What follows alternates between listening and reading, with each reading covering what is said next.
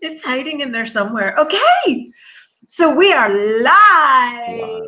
We're live. We're live. Liz, we're live. That's a good way to start being alive, right? I know. I'm live with one of the original hippies, with Gregg Braden.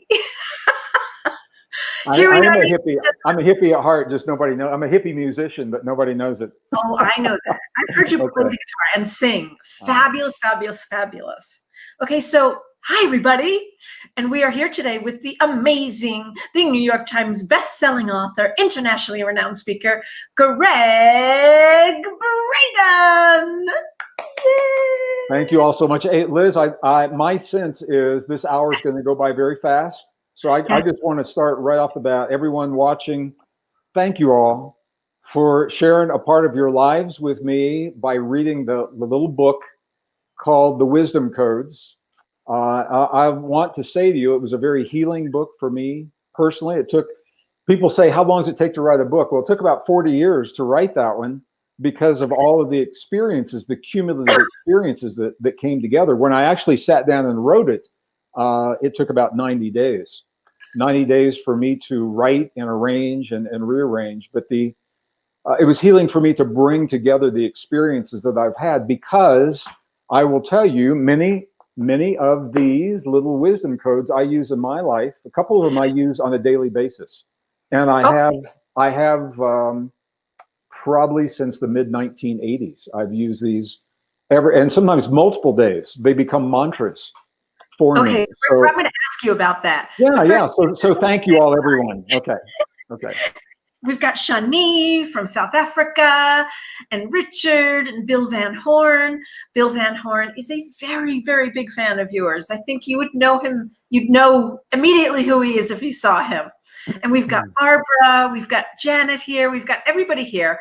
And the book, we're talking about the book of the month.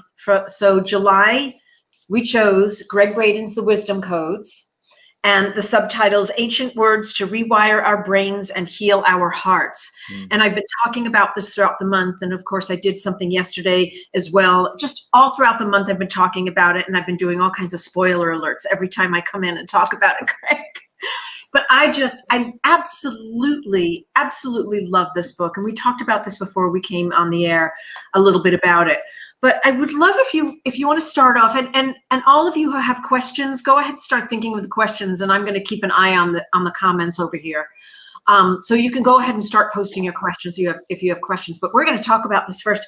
So what I'd love to know is what inspired this? Like, where did this come from inside of you? Because it's a little bit of a departure than your other work that you've done. It is, and it's not. You know, people tend to try to put me into boxes that they're comfortable with. Yeah. I shared this with you not long ago. I did a radio interview, and the first thing the interviewer said to me, right off the bat, he says, Gregg Braden, why can't you stay with one topic like everybody else? He says, man, you're all over the map. Are you talking about science or spirituality or the magnetics of the planet or quantum fields or, you know, what is it, ancient civilizations? And I was surprised by the question. What I said, I said, everything that you just said represents one facet of our experience in this world and our relationship to our bodies in the world. So in a very real sense, I have stayed with one topic. It's just a big topic. It's us and how we fit into this thing that we call life, and how we can understand our relationship to our own bodies and to one another and to the earth and the cosmos and God, spirit, how we can understand those in new ways that empower us and help us to become the best versions of ourselves every day in our lives and ultimately create a better world. And then he said, okay, let's take a station break. So, and then he didn't come back. So seriously? Yeah, somebody else came back. So for me, this book was being written, and the plan was to publish it. We had no idea COVID-19 was going to happen, of course.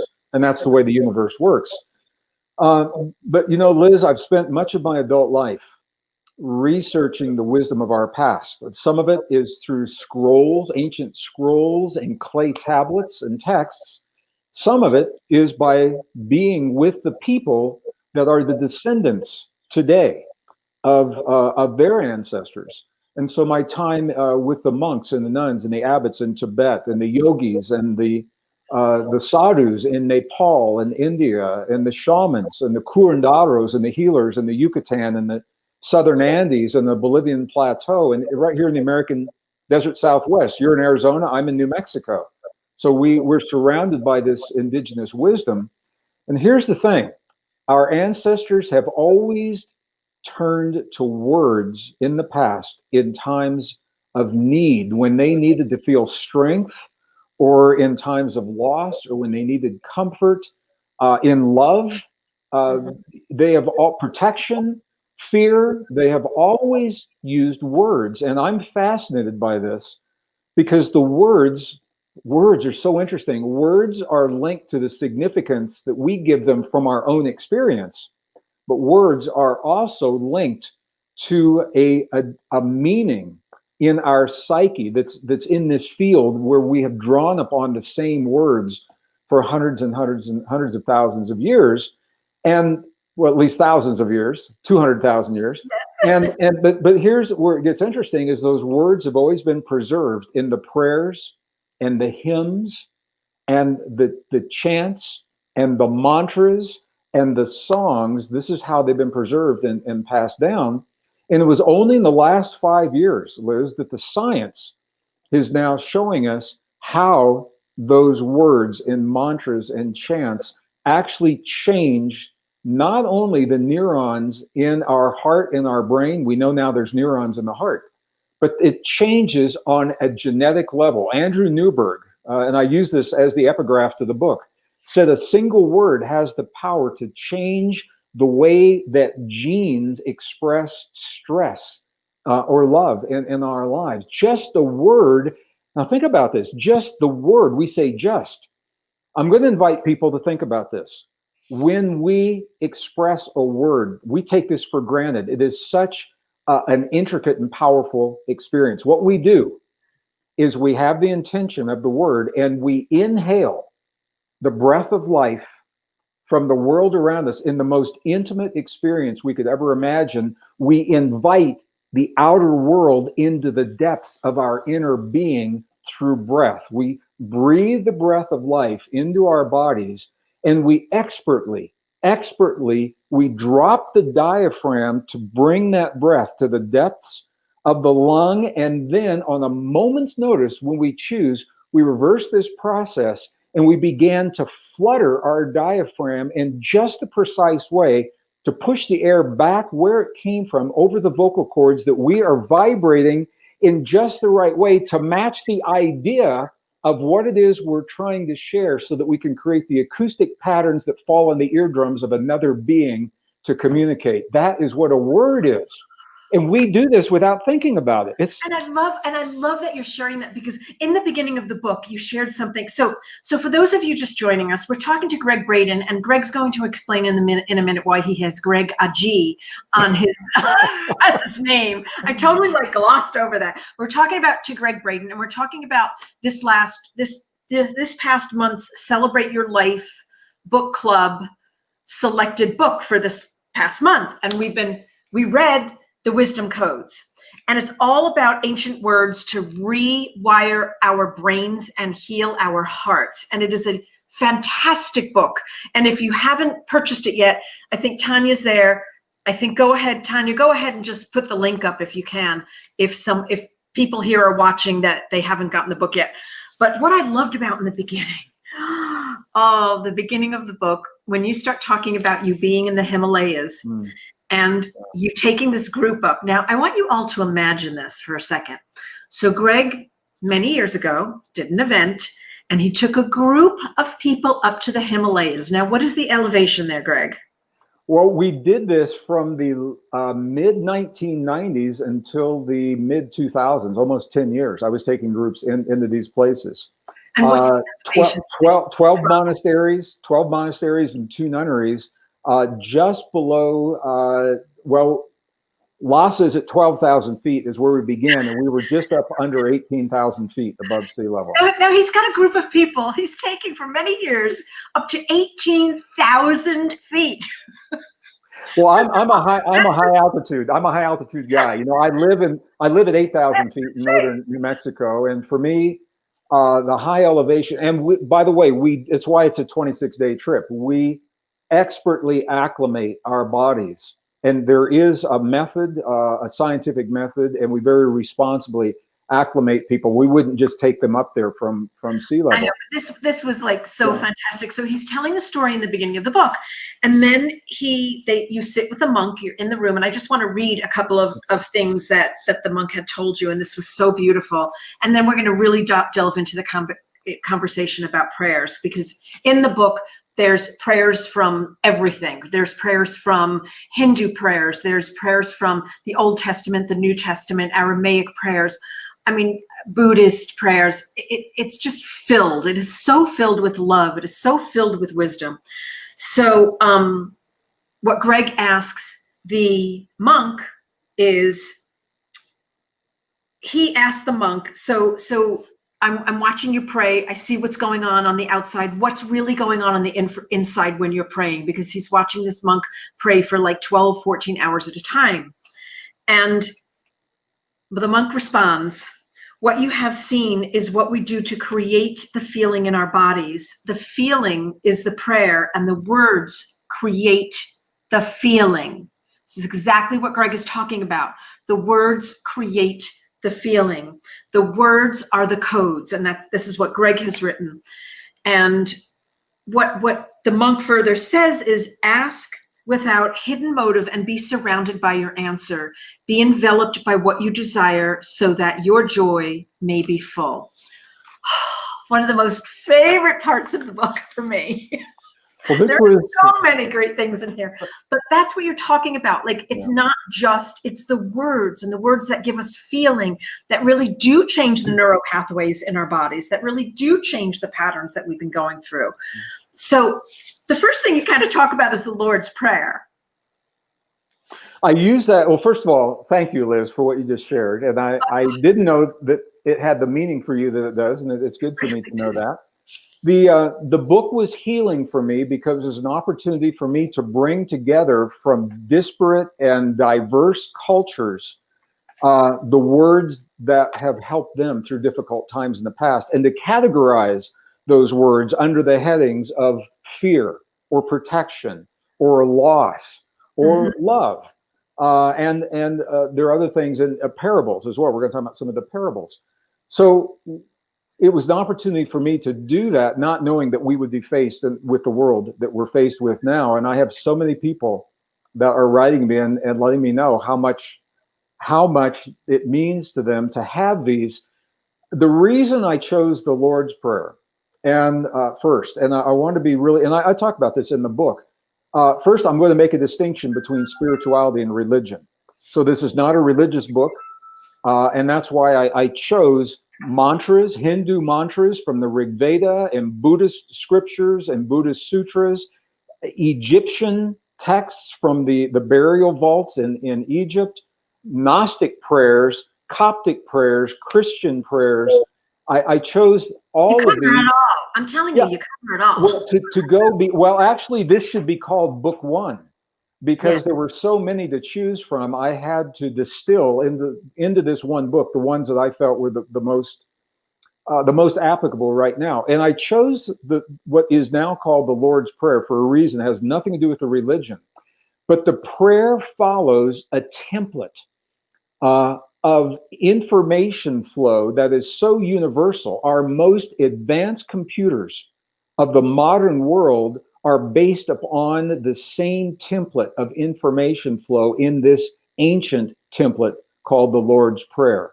It is a declaration statement. It is the information of what's happening. There is a resolution or conclusion statement. There are a number of petitions within that prayer. It is a template, and if you look closely, many of the most honored and revered prayers in our past follow this universal template.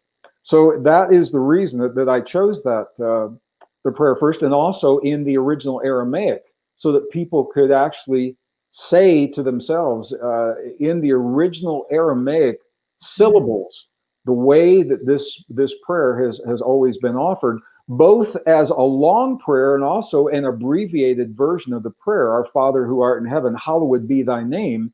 Abundabash Maya, Nitakdashasma is a prayer unto itself that opens the door to the rest of the prayer. It's And just it is universal. And the Buddhists honor this prayer as much as people in the Judeo-Christian traditions do as well.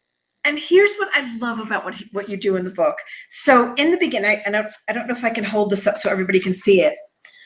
So there's different, Gregg has selected different prayers for different areas of our lives and done extensive research on these prayers and shows you exactly what prayers to go to for different things that are going on in your life. So there's prayers for protection, for fear, for loss, for strength, for love, and then the power codes, and then the parables, which I love. Yeah. So it really, I mean, it just covers everything. So there are some questions popping up. So I'm going to scroll here just through some of these questions. It looks like Eve has several questions. Okay.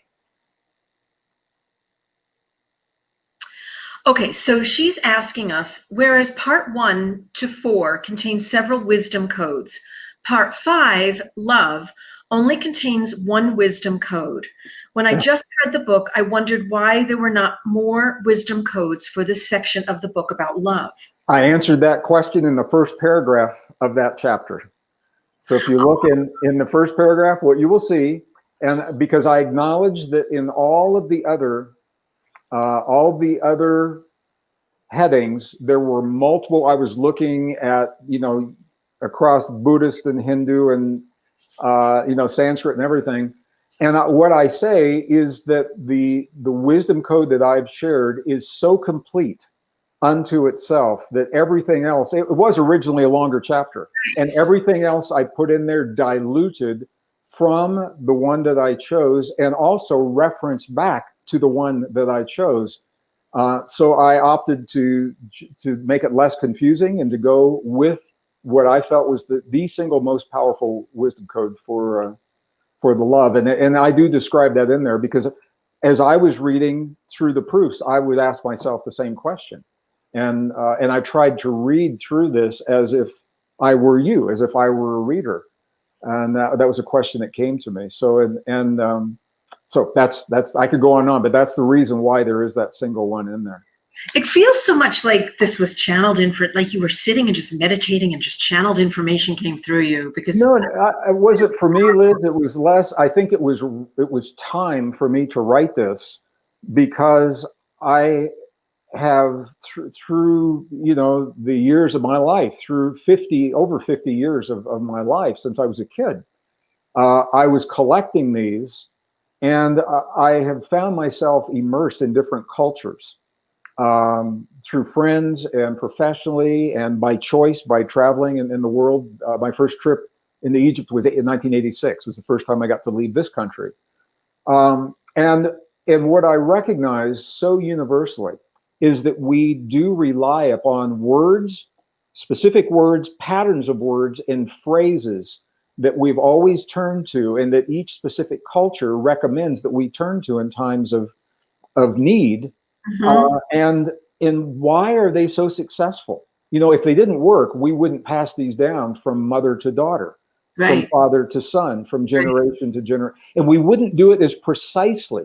In many of these traditions, the words must be recorded one generation to the next precisely with no errors. And if there's an error that's made in the Hebrew traditions, for example, that copy is destroyed so that it will not be perpetuated in a false manner for future generations. So why?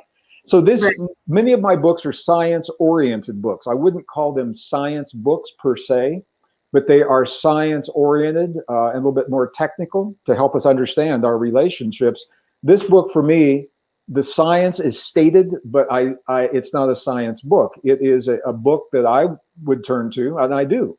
I have multiple copies of the book. So, what prayers do you say every day? Well, there is a prayer that I have said to myself every day for, it's been almost 30 years, Liz. Okay. Here in the American desert Southwest, I'm surrounded by indigenous cultures that look at the world very differently than we've been conditioned to see it today. And one of those is Navajo. And in the Navajo tradition, beauty, the power of beauty, is viewed as a force of nature. It's not just an emotional aesthetic. It is literally a force. Physicists acknowledge four forces: the electromagnetic force, gravity, the strong and the weak nuclear force. Native people say there's a fifth force. It's beauty. And in the presence of beauty, we are changed as individuals. When we behold beauty and we have a feeling, it changes the chemistry in our bodies. It changes the way our neurons are firing. It changes our DNA. It is a force. Right. So the Navajo have what is called the beauty prayer. It's a lengthy prayer that I do not do casually. I may do it in a ceremony sometimes, but there is a colloquial version, a casual version that I use every day. It's 3.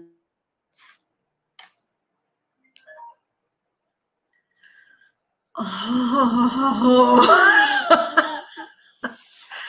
Okay. And I had a feeling that might happen. 3 phrases. And it simply says, the beauty that I live with. Greg, we lost you for like 15, 20 seconds. Okay, well, I lost you too, but I'm glad I have you back. Okay, good.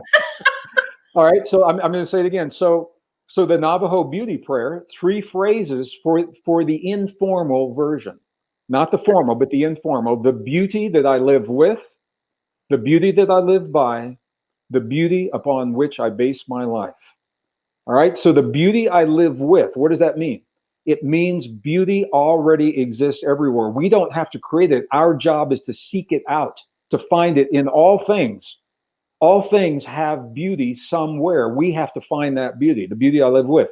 The beauty I live by is the invitation for us to allow that beauty to be present in our lives. And often when it's not supported through friends and media, the beauty upon which I base my life, this is the mantra that invites us to allow beauty to be the foundation, the cornerstone upon the lens through which we see everything in our lives, rather than the hate, rather than the fear, rather than the separation and the polarization. And when you do that, now where this comes from, and I talk about this in the book, a linguist named Benjamin Lee Whorf, early in the 20th century, discovered that native cultures, and Liz, right in your backyard, the Hopi, just north of where you are, Right. in their language, they do not have words for the future, the past. They don't have words for over here and over there. In the Hopi language, everything is alive, it is present, it is now, and it is happening in the moment. And based upon that, they see unity in all things and themselves as part of that unity. This is the power of the words in our lives. So Benjamin Lee Whorf was telling us that when we can embrace these very powerful concepts in our lives, it not only changes how we think, it changes what we are capable of conceiving. What we can even imagine as a possibility is directly linked to the words that we choose, and we do choose to use in our lives. So we have the ability to make new choices. So you say that every morning? I say this, it's not a religion for me, and I don't have a set time. I say it throughout the day to remind myself of the power of beauty. Beauty has always been a powerful force in my life. When I left the corporations, I had a choice. I could either live in another big city where everything was easy and convenient, like Silicon Valley, where I was with Cisco Systems, or I could wake up in the morning surrounded by beauty that instilled this power in my soul. And I said, you know what? I have lived in those cities all through my corporate life. I'm going to make a change, and beauty won out over convenience. And I bought a place in the middle of nowhere, northern New Mexico, 4 hours from the airport, an hour from the nearest grocery store. And I still have that place. And for convenience, we have another place in Santa Fe as well, just outside of Santa Fe. But beauty has always played a very, very powerful role in my life. And I think that's why this beauty prayer spoke to me the way that it did so early on. Oh, I love that. Yeah. Okay, so we've got some more questions. Okay. Are you up for some more questions here? Yeah, yeah. Okay, we've got Seema is saying that she has been following you for ages, and Katerina, big hugs from Lisbon, and all kinds of beautiful comments. Okay, I'm looking for like things with question marks. So make sure if you have questions, please go ahead and type them in because I'm going through. Okay, Greg, did Halal or another high vibrational being assist your inspiration? That's from Susan Dyer. I have no idea. I love that. And the reason I have no idea is because I don't I typically do not use those attributes for the way that information comes to me. I don't ask for a separation, or I don't ask for any kind of. It's not important to me, honestly, and I believe that those higher beings are definitely out there. But for me personally, this is a long story, but it goes back early in my life where I chose a path to rely more upon myself and less upon my relationship to other beings in that way. So while they may have played a role in helping me to understand this, they were not acknowledged specifically. And I hope that makes sense. We could talk a lot more about that, but absolutely. Yeah. Jane wants to know, she said you were going to state the difference between spirituality and religion.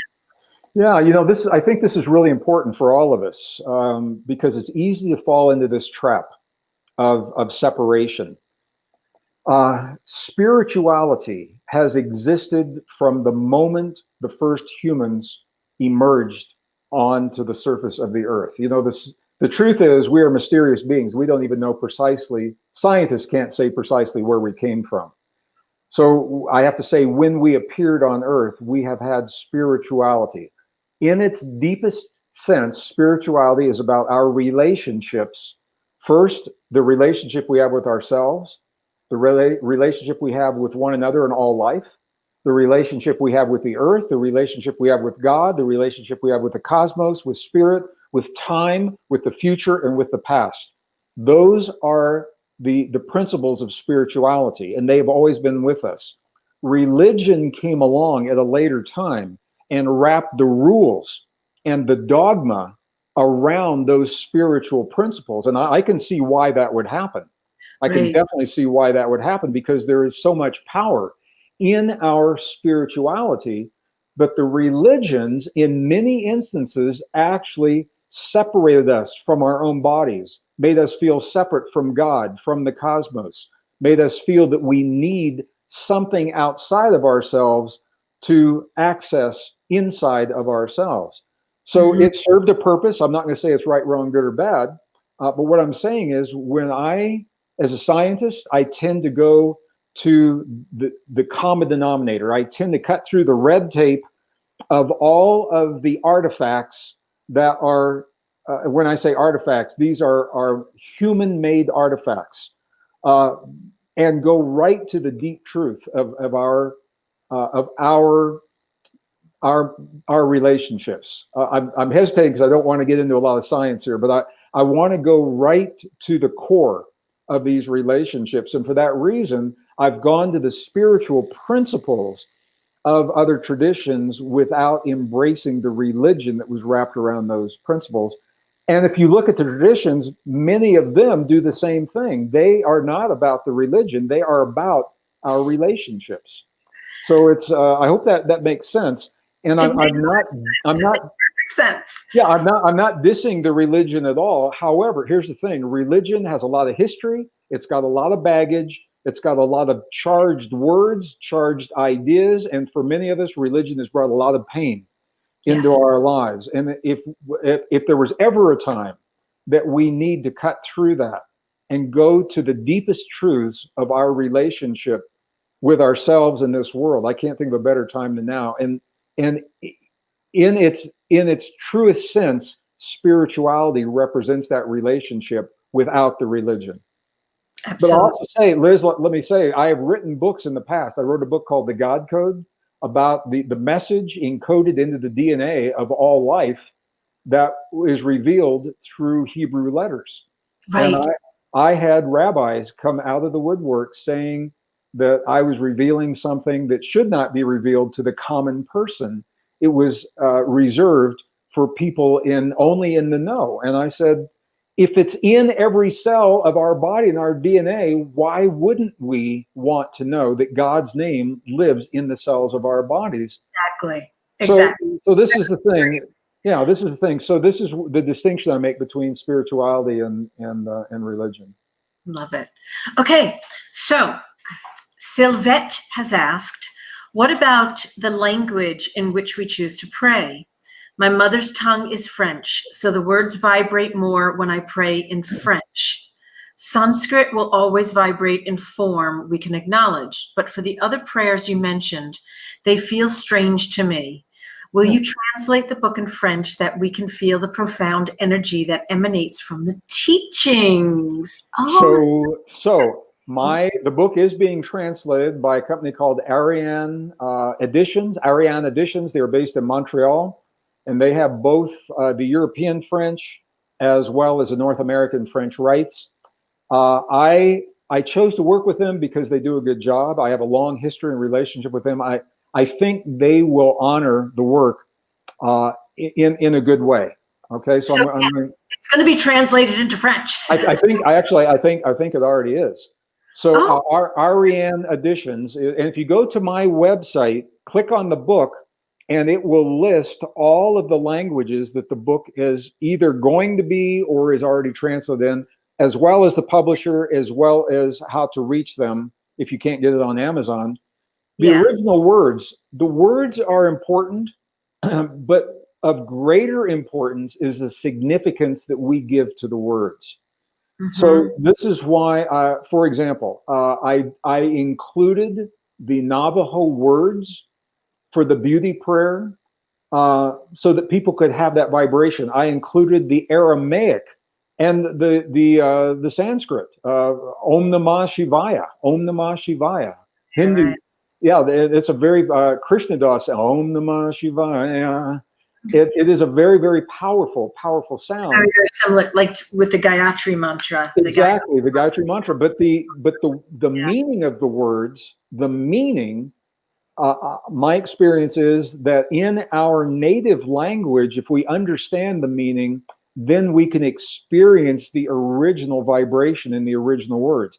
If I simply say to you, Om Namah Shivaya, it sounds cool, but you don't know what that means. So in your native language, French or German or English, whatever it is, you understand what is Om, what is Namah, what is Shivaya. And then once you get that, when you say it in the original words, and the same with the Lord's Prayer in Aramaic, which is such a beautiful, powerful language. I use Aramaic version of the Lord's Prayer. Well, it's interesting you say that, because once I understood Oseh Shalom, it had, and you know what I'm talking about, Oseh Shalom, Bimrav, Uyaseh Shalom, right? Hebrew, of course. Yeah.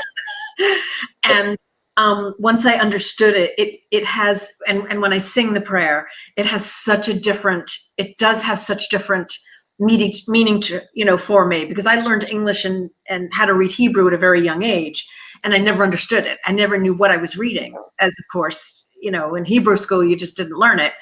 But then once I really understood the translation of it, it absolutely took on a totally different energy form for me. Yeah, it has. Well, so when we use the original words, when we use Aramaic that predates Aramaic is the Paleo Hebrew, or when we use Sanskrit that predates what was used in many of the Buddhist traditions or the Hindu traditions.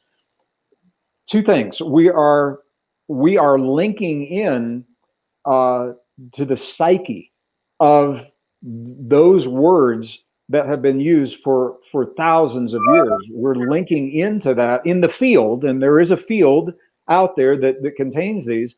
We're also linking in to the significance that we as an individual give to those words. So we've got two different things going on there, and that's why I wrote the book the way I did, because what I know is everyone learns differently. And that's the beauty of the way we are. We all learn differently. So in the book, and they're not all prayers, by the way. I want to be very clear. Some of these are prayers, some are hymns, some are chants, some are mantras, some are parables that we're going to talk about because we learn in parable. But what I do is I give the mantra or the chant or the hymn or the prayer. I describe in one sentence what it's in, what's its purpose, what's it used for, protection, fear, loss, whatever. And then I give the source. And that source is so you don't have to trust me. You can go and check it out on your own. And this is a very condensed book. It's meant to be a quick reference with enough that you know what the reference is. But there are entire volumes that have been written on the mystery of the book of Psalms, for example, in the Christian Bible. They are very, very different from any other book. There are entire books that are written on the meaning of the Gayatri mantra. It comes from, it's one of the oldest from the Rig Veda, some say 7,000 years before present. And it has layers of complexities and meaning. So some people want that, some don't. I give you a little bit, and I give you a place where you can go if you want more. I love it. Okay, so we've got a question that I would like to go to, and now I need to find it again because I'm trying to scroll through, from Rosika. And I don't know if you can answer this kind of off the cuff right now, but she wants to know, what is the best prayer for someone who has recently died? Okay, is the question the prayer for the person that passed or for the person that's left behind? I know. I was just thinking. Do you know the answer? Rosika, would you please answer? Let me answer it this way, because I addressed that a couple of places in the book, and it's so interesting. In the pyramid texts, I remember the first, when I was in Egypt in 1986, we were given access into a chamber in the village of Saqqara. So deep under the earth, underneath an existing pyramid, and it was one of the best preserved. I mean, we walked in to this chamber, and from the floor to the ceiling were what were called the pyramid texts. The pyramid texts are the instructions for the soul to leave the physical body and go from this world to the next. And the person that has passed begins reading those instructions while they're still alive, so that when they are in transition, it's just like cliff notes, like a little reminder of what they already know. And the essence of, I mean, it goes column after column after column, because they're written in columns. But the essence is this: the soul is never born, the soul never dies, the soul was never created, the soul can never be destroyed. The soul is an energy that simply changes its expression. And that knowing is repeated in the Hindu traditions, it's in the Buddhist traditions, almost the same words, reminding us that you cannot destroy energy. And physics tells us the same thing. It can change from one expression to another, but it cannot be destroyed. And the purpose of all of this is to say, both to the people left behind, as well as to the individual making the transition, is that you are never lost. You are never annihilated. You never become nothing. That cannot happen. Physics says it's impossible, and these ancient texts give us the reasons to justify that. Arjuna talks about this before the great battle, when he believes he's going to kill so much of his family, his relatives, on this battle. And this is when he's informed that you cannot destroy the soul. You can only destroy the vehicle that soul is in. There's so something. this is meant as comfort for those left behind, as well as for those that are about to transition. I don't know if you remember Pat Rodegast, and Pat used to channel Emmanuel. And in Emmanuel's book, she states in one of her channelings, death is like taking off an old tight shoe. It's like taking off. It's because there's no difference. It's just like putting on a coat or putting on a shoe. Okay, and then we release it, and then what's next? I've always been able to get it cannot be destroyed part. But what's so interesting to me is these texts say that it was never even created, that we've always existed. This energy has always existed. And that opens the door to a whole lot of possibilities, some very deep thought. about who we are here now. Why are we here now? Where's the world going? Where are we going? And are we going together? Are we going separately? I mean, it's a very deep, very beautiful conversation that I've had with many shamans and curanderos and monks and nuns, and all the conversations always end up laughing with a giggle. They always do. They say, this is it. And especially with the Tibetans, they love to laugh. So you cannot be destroyed. Okay, you cannot be destroyed. Okay, so this is what we're going to do. We've got about 20 minutes left. I want to get to 2 more questions, and then I also want you to talk about that parable. You think we could do that in 20 minutes? If we do the lightning round, I'll just do yes or no's. Okay, here we go. So Claudio asked a questions, and Claudio said, hello and greetings from Belgium. Hi, Claudio. I love it that you're, so we're in the United States. I'm in Arizona, Greg's in New Mexico, and somebody's in Belgium. I just think this is so amazing. So hi there, Claudio. Gregg, you mentioned this is more of a reference book. Are you intending to further develop it in a further series? The power and vibration of the voice cannot really be underestimated, particularly these days. So this is so timely. Thank you. Okay, so the lightning round answer is yes. No, that's I am developing now a deeper audio version that goes beyond the written word. I don't know that there will be another printed version, but there will definitely be a deeper audio version from me, as well as the audio book that I've just completed recording with Hay House. Hay House is our publisher for this particular book. So the audio version is actually being launched next week. I just realized that. So it will be available next week, where I am speaking in the native tongue of Navajo, of the Hindu chants, the Buddhist chants, the Zen chant, as well as the Aramaic chant. So those are all in there. That's a good question. Thank you. Give my love to my family in Belgium. Okay, so someone wants to, I'm not really asking you this, but someone wants to know why you dress in black. And I'm going to tell them because he likes it and it looks good. The answer is well, first of all, I don't always. Question. Yeah, first of all, I don't always. A lot of people think that if you're only seeing me on a stage for 90 minutes, it might look that way, but it's actually not black. There's daytime black, nighttime black. There's black on black. There's pinstripes. Right now, this is gray and navy blue and black, and it's the darkest color I could find. Except NASA now has a new black that is 40% blacker than the blackest black, and you will see me in it as soon as possible. It's his thing. It's like his uniform. I have a niece that does the same thing. And what I can tell you about black is Dougal Fraser is the color guy. So Dougal Fraser talks all about colors and talks, you know who Dougal is, right, Gregg? Yeah. And so what he says about people that are always drawn to wearing black, and Linnea, as you know who Linnea is. I know her very well. We had a party in the limousine in Chicago at the Celebrate Your Life. So funny. That's right. Celebrate your life. That's right. Okay, but this is a great answer to why he wears black, and Gregg probably doesn't even know this. But you'll see a lot of high-end designers and a lot of very, very, very, very creative people will wear black a lot because it helps to ground them. So they're naturally drawn to black in order to assist in grounding their energy because they are so highly creative.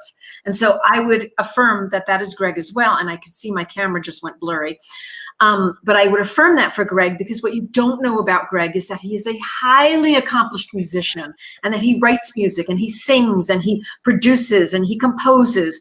So he is a highly, highly creative beam of light.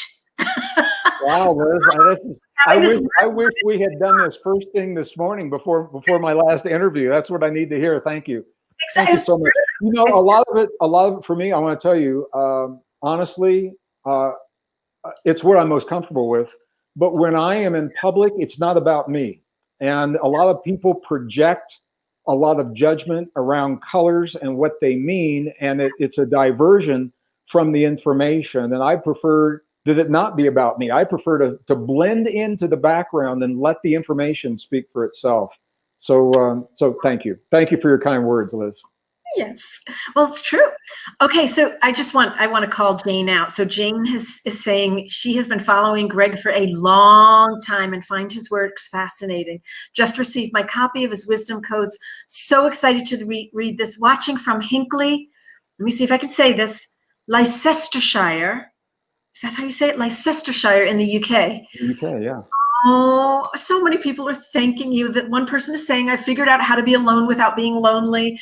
Everyone is just telling you how beautiful and wonderful you are. And somebody's saying, I'm a musician too. And oh, I love this. It's a love fest for Gregg. It's really, really important that we support our teachers and our light workers and let them know how much we support and adore them, because it takes a lot of energy to be up there teaching and talking and writing and doing everything that Gregg does. Okay, so Peggy does have a question. What is the prayer for the recently departed? Again, the question is it the recently departed? So let's say it's the person that has transitioned. Oh, and I would say it's the same thing, Liz. And there are at least 3 of them in the book that are both for the person departing as well as for those that are left behind. However, if it is one very special one is from Rengatsu, the nun, who says, "Boy, I didn't know we were going to ask that question, and I'll see if I can." Okay, do you want me to find it? Yeah, if you can find it in here really quick. It's a beautiful one. She says, I will. The paracodes. It's not love. It's Here it is, right here. Okay, Odagaki Rengatsu. She says, the impermanence of this floating world, I feel over and over, it's harder to be the one left behind. And this is a really powerful Buddhist, it's actually a departure from the traditional Buddhist concept. She's a Buddhist nun. And traditionally, they all talk about the impermanence and non-attachment. And, I totally get that. I chose this because she adds this very human component that is very non-Buddhist. It's hardest to be the one left behind. And because it happens again and again and again, we will experience that sense of being left again and again and again. So I talk about that throughout this chapter. Odagaki Rengetsu was just amazing. There it is. She was a poet. She was an artist. Yeah, there it is right there. Wisdom code number 9. And this section is all about loss. It's prayer for loss. Okay, lightning round. Now, we have a gentleman who's asked the same question several times, so I think I want to honor Mike Lee and answer this question. Well, you're going to answer it, not me. Yeah. And it's a little bit of a departure from talking about the wisdom codes. Can you speak a little bit, and we've got like 2 or 3 minutes, a little bit about the divine matrix and how it correlates to manifestation? Well, the Divine Matrix is a book that was written in 2007. Right. Originally considered a fringe science book that is now required reading in university curricula. So that's how far we've come. It is a science-oriented book, but it's not technical language. It's very easy read. 3 parts to that book. And the 3rd part is how to apply all of these principles in our everyday lives, in our relationships. What the Divine Matrix says is what science has confirmed, is that there's a field of energy that underlies all existence. But here's the thing. Typically, when scientists talk about it and philosophers, their hands go like this. They say there's a field of energy out there. Let's see there. There's a field of energy out there that connects all things. Here's what they miss. Here's what they miss is that we are the field. It's not out there. Every atom of our existence in this nanosecond, I have atoms that are emerging from that field, and you do too.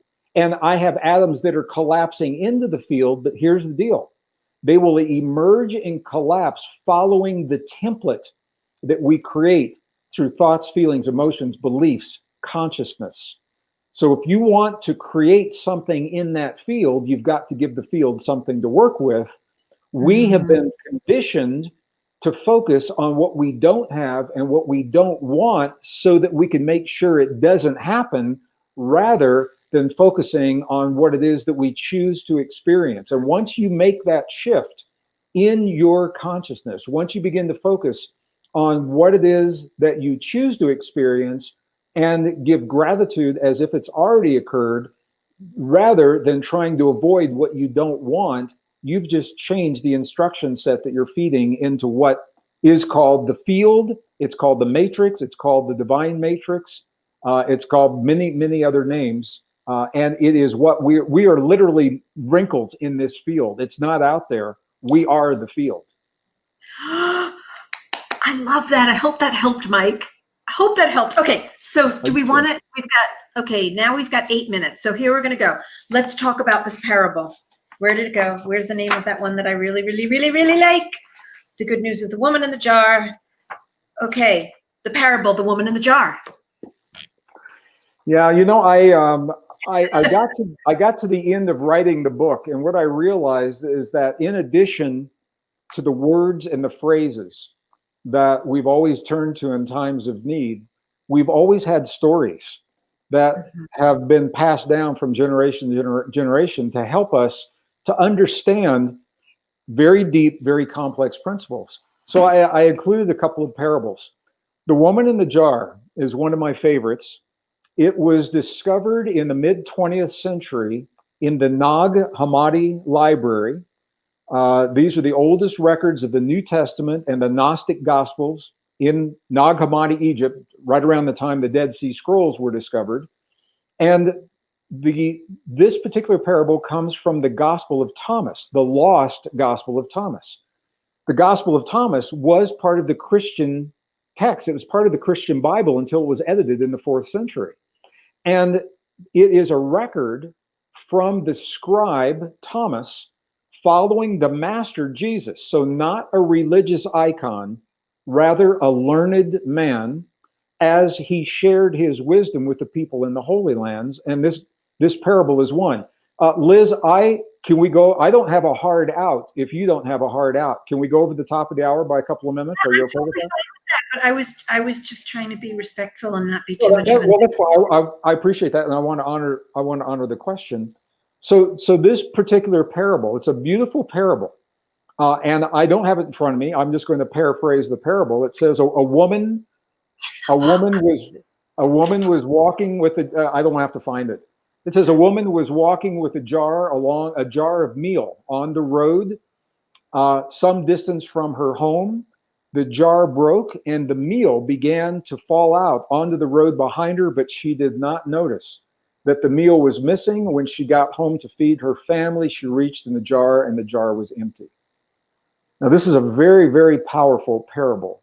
And it was the way that the Master Jesus was helping his students understand the power of their love.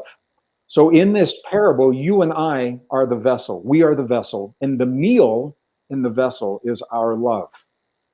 And what he's saying is what psychologists tell us in the words of the modern world, is that we go through life giving away little pieces of our love for different reasons.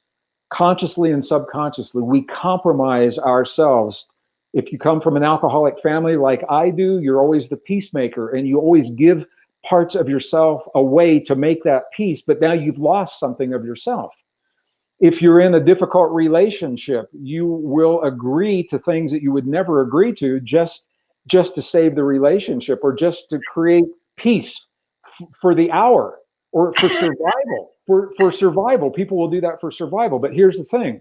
We reach a place in our lives where we find someone that we really, truly want to share our love with. We reach into our vessel and it's empty.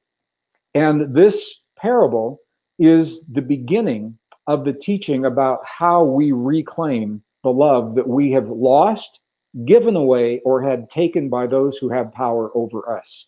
I talk about this in our 4-day intensive. It's called Cell to Soul. I talk about it in this book. Through our lives, we have all lost pieces of ourselves. Either consciously, we've given it away, we've had it taken from us by those who have power over us, sometimes before we even know that it's happened. So this is what this parable is all about. And it is an opportunity for us to recognize what has happened so that we can reclaim those pieces of ourselves, reclaim our love, so that when we choose to love, we reach into the vessel to share that love, there's something there. And then further in the parable, you also talk about how when we meet someone, we immediately find that connection. We fall in love with that other person, but it's really just pieces of ourselves that we need to fill up. Yeah, this is what the whole principle is all about. We will stop at nothing to complete our being, to complete the essence of our being, and we don't always know that. But consciously and often subconsciously, we are ruthless in trying to reclaim ourselves. So what happens is we will meet somebody. We'll meet somebody at the grocery store or at the bank or, at a conference. And all of a sudden, you're with this person and you feel really good. And people use words like, I feel complete, or you complete me, or I feel whole in your presence, or something like that. And they are honestly stating what they are experiencing because they now are in the presence of someone who has the pieces that we have given away. And when we're with them, it's like pieces of a puzzle. So here's the deal. If we are conscious that this is happening, then we can recognize in that person what we've lost, given away, or had taken away, and reclaim that through. I talk about the processes in the book, and a lot of people do this in their workshops. If we're not, we think we're madly in love, and we'll leave our jobs, leave our homes, leave everything we've spent 30 years of our lives building to go after this feeling. And then when we become complete and we no longer feel that feeling, we believe that we're no longer in love with that person, when the truth is that what we have done is become more complete, more whole in the presence of that person. And once you know that, then you can make a choice to spend your life with a person that helped you to heal. Or if you don't know that, often you'll say, okay, I'm not in love anymore. And you'll go off looking for somebody else that has another piece of another part of yourself that you've given away and had taken away. And it's not right, wrong, good, or bad, Liz. What it does is it helps us to be more conscious of the actions that we take and the choices that we make when we have the feelings, because we all have the feelings. Face it, if we're honest, we all have them. Right. The question is, are we blindly directed, magnetically drawn, and powerfully compelled for reasons that we don't understand, to destroy our lives, to go after this feeling? And some people are, and it can lead you on a pretty amazing journey, a pretty amazing adventure. And if you want to become a little bit more aware, a little bit more conscious of why you feel the way you do, what you're feeling, and their process is to find out what those feelings are, to understand what it is. I talk about in the book, and I talk about in the workshops. Heart intelligence, the neurons in our heart transcend the ego in the mind. If you want to know the truth of who you are in your relationships, don't ask your mind, because your ego will always tell you what you want to hear, and it will be based in the ego loops of right and wrong and good and bad and success and failure from a polarity brain. The heart is not polarity. So when you ask your heart through the techniques that I share in the book, I do it right off the bat in the beginning of the book. Ask your heart, when you are in the presence of someone that you're powerfully magnetically drawn to, ask yourself the question, ask your heart, what is it that I feel in this person that I've lost, given away, or had taken from myself? And you will be amazed at the answers that come to you.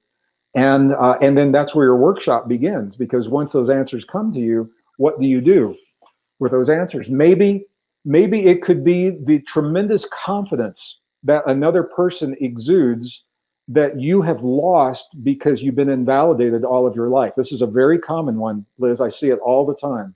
Yes. In men as well as women.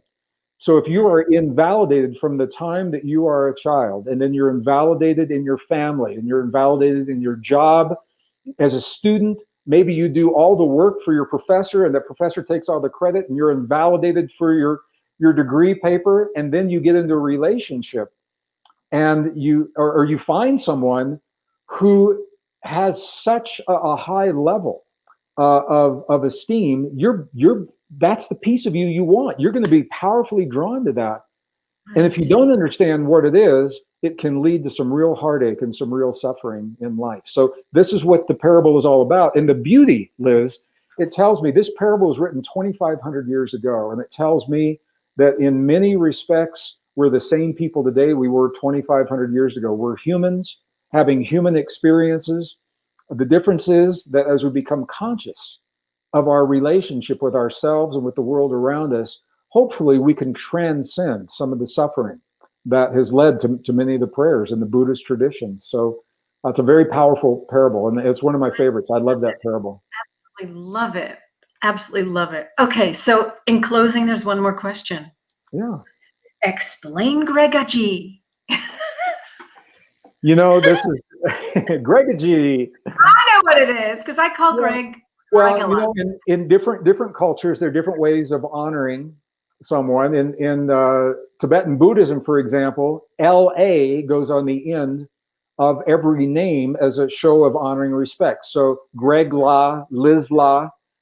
In the Hindu traditions, it's kind of a joke with a lot of us that travel and work together. We call one another Aji. So I'm Greg Aji, which is just an honoring from my work, my relationship in Hindu traditions. It's like Baba G, you know, Greg Aji. Greggaji. There you go. I love it. Liz Aji. I call you Greg a lot, then you call me Liz a lot. Liz a lot. Well, that's in Tibetan Buddhism. That is a very, very high honor to be called. So when we travel together for 26 days in Tibet, we are so accustomed to calling one another by those names that when we come back home, they just stay and we continue. So my guide's name was Gary Law. Gary Law will always be my guide. And I love this. Greggaji.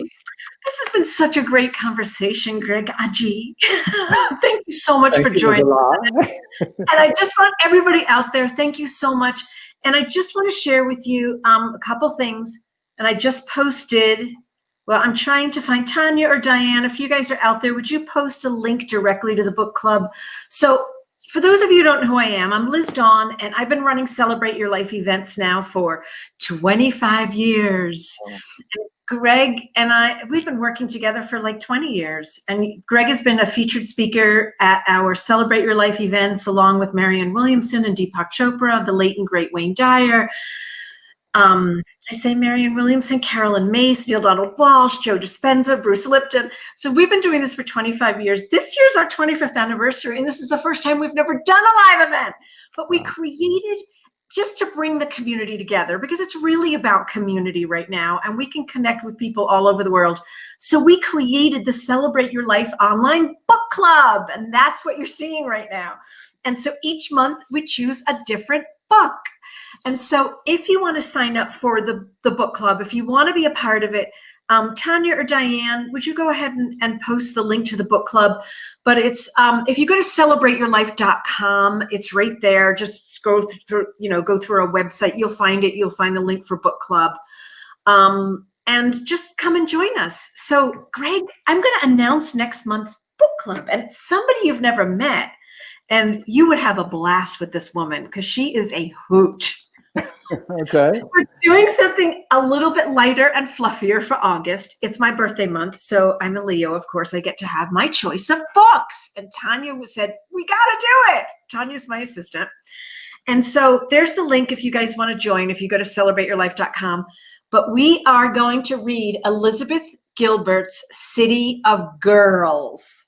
And I chose a little bit, just a light, fun. It's fiction. It's so much fun. It's about showgirls in the 1940s. Men will absolutely love it. It's got all kinds of fun stuff in here. There's love, there's sex, there's drinking, there's wisdom. Hey, I'm having book envy right now because her book is bigger than mine. Oh, this took her 6 years to write. Oh, She did wow. six years of research. She actually went to New York City and met with several women in their 80s and 90s who were showgirls in the 40s, in the 30s and the 40s in New York cities. And it's pure delight. And there's so much great information about here. There's all, if you've ever read Elizabeth Gilbert's books, Yep. you'll know that she always imparts wisdom into her novels. So, and Tanya just posted the link. If any of you want to get it and join us for the August book club, go ahead and pick it up, because we're going to have a blast with Liz Gilbert. She's really a hoot. And Gregg, this has been such a beautiful conversation. Thank you so much. Thank you for sharing my book with your community. That means a lot to me. Your trust. I want to thank everyone in the community for being in the community. We love you, and this is a tough time. It's a tough time. We don't have a lot of references to tell us how to navigate these times, and the community is important. So Liz, thank you for being a hub for this community. Tanya in the background, I haven't seen you for a long time. I know you're back there. Thank you for all your love and support, for making sure I get the right links so I can do these things. And I look forward to our next. I know we've got some other projects coming up, Liz, and I look forward to working with you. Okay, we're going to tease something. So Can we do it? Okay, yeah, let's tease it. Why not? I think I just did a little bit, but I didn't know if you'd bite my nibble or not. But that's it. So okay, and if you want, we're going to tease it right now. So in October, Gregg and Dr. Sue Morter are going to partner to do a fantastic live stream event online. Everybody can access it.